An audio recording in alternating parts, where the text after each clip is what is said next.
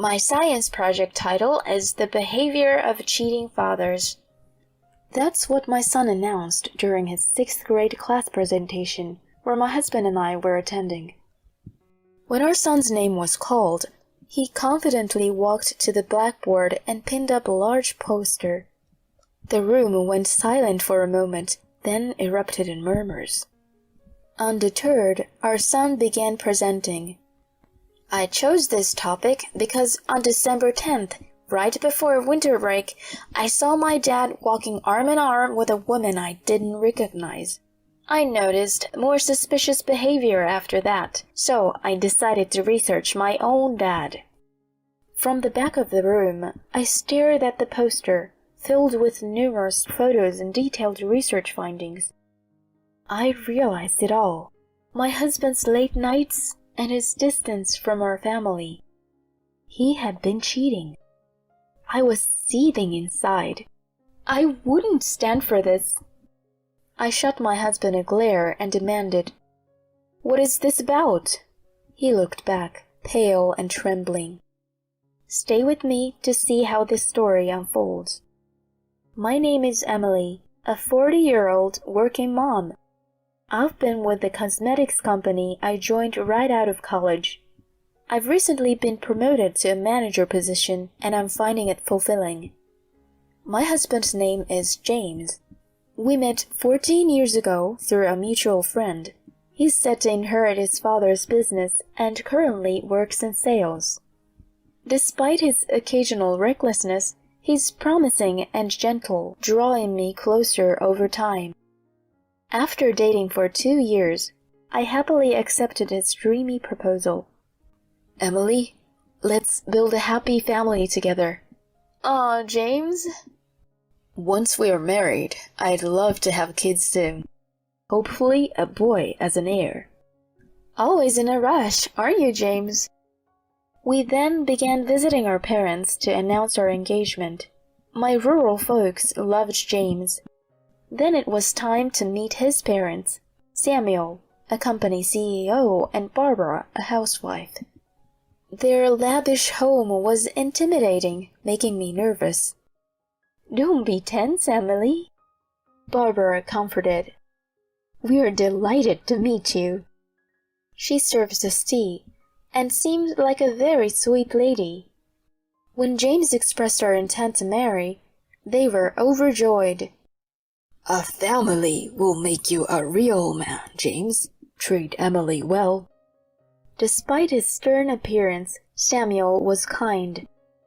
I'm glad to be joining such a lovely family, I replied, and Barbara warmly agreed. They even supported my decision to continue working post-marriage. It's an era where women excel in their careers, Samuel pointed out. On our way home, James said, It seems my folks really liked you. Your parents are wonderful. Dad is usually strict, but what scares me more is Mom. When she's mad, it's terrifying. I was surprised. Really? We better not upset her then. Don't worry, she seemed fond of you.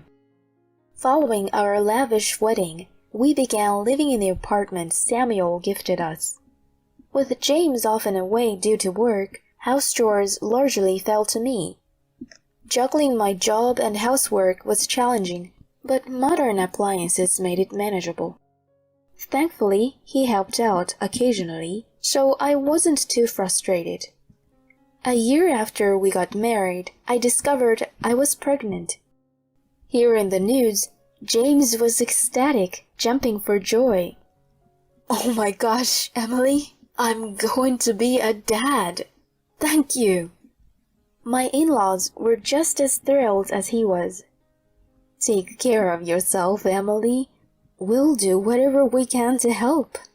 With teary eyes, my mother-in-law tightly grasped my hands, while behind her, my father-in-law couldn't hide his joyful smile. I genuinely felt grateful to have them as my in-laws. My parents live in the countryside, farming, so I don't see them often. During my pregnancy, Barbara took such good care of me. Thanks to her support, my pregnancy went smoothly, and I gave birth without any issues to a lovely baby boy.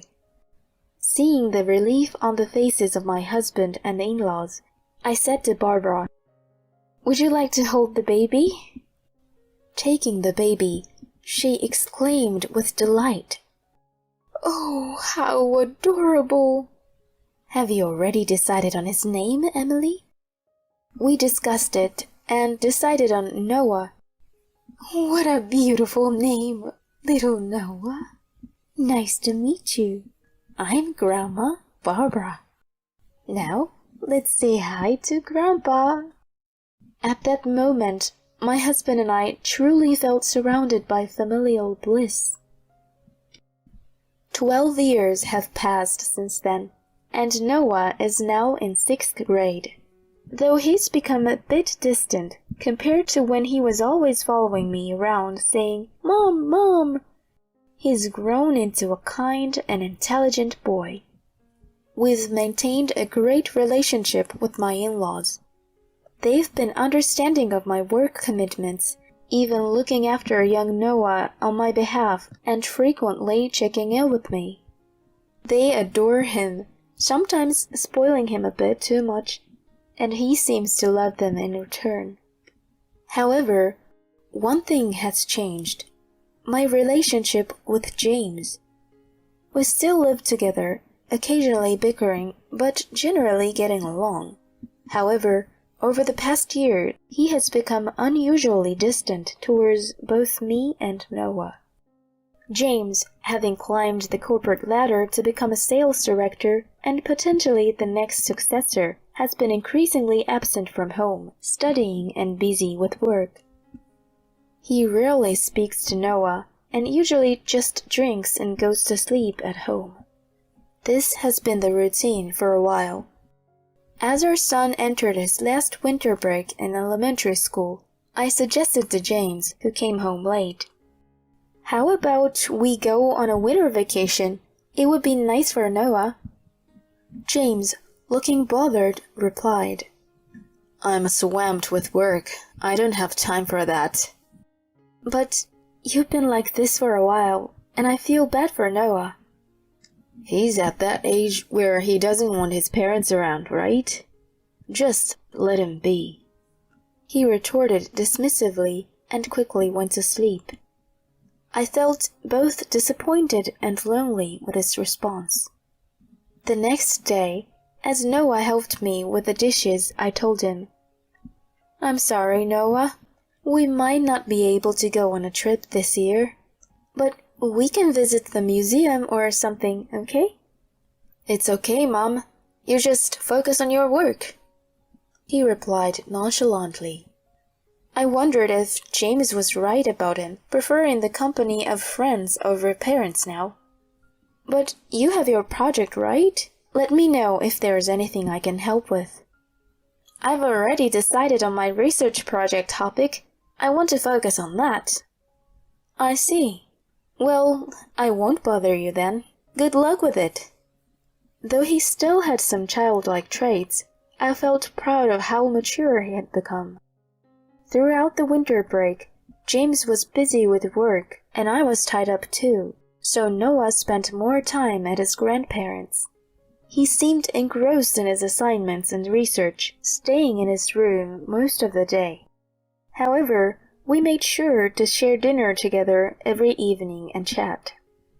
I believe our mother-son relationship remained strong. Occasionally, I noticed him looking at me as if he wanted to say something, but I decided to wait until he was ready to talk. And just like that, winter break came to an end, and after a little while, the last open class session of elementary school approached. I decided to ask my father-in-law to have James take the day off from work so he could join me for the class visitation. James seemed hesitant and a bit annoyed, but upon my urging, he entered the classroom. The main event for the open class was for each student to present the independent research they had conducted during the break. One by one, the kids presented their findings, like observation of plants, or their own handmade crafts. As I watched them with a smile and clapped, a thought struck me. Noah had seemed really engrossed in his independent research, but what was he going to present? He confidently stood in front of the chalkboard and pinned a large poster to it. The title of my research is The Behavior of a Cheating Father. The classroom went silent for a moment, and then suddenly everyone began whispering. Regardless, Noah calmly read out the contents of his poster. First, I'll explain why I chose this topic.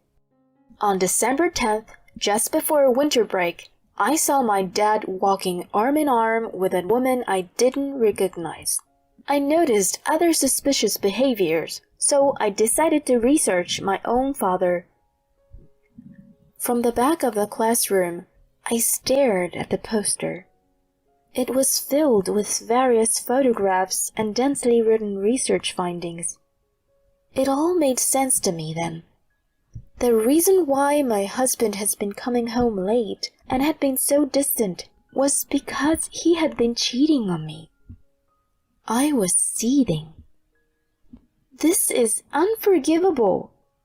I immediately turned to my husband and demanded, "What's this about?" He looked pale and trembling. The teacher quickly interrupted Noah's presentation, and even though he pleaded to continue, the teacher told him he couldn't. From the back, I called out to my son, "Let's go home, Noah. I promise I'll listen to your entire presentation." "Mom." With that, we left the classroom under the curious gazes of others. In the parking lot, I sharply told James, who was turning pale and trying to get into the car, "You can walk home." I drove straight to my in-laws' house with my son. "What happened, Emily? Why isn't Noah in school?" Barbara exclaimed, while her husband looked on with a puzzled look. To them I said, "Please, take a look at Noah's research." I had him spread out his poster on the table. I hadn't been able to see it from the back of the classroom, but the contents were incredibly detailed. It included sections like "Observing my Father's Day," with notes like "Leaves for work at 8:30 a.m., leaves office around 10 a.m. with a new female coworker. They head to a cafe and flirt, return to the office after lunch, leave again at 1:30 p.m. and go to a hotel, then dinner at a restaurant." There were photos he took himself, even one of his father coming out of the hotel. My in-laws were stunned. "Oh my goodness." We should confirm this with James.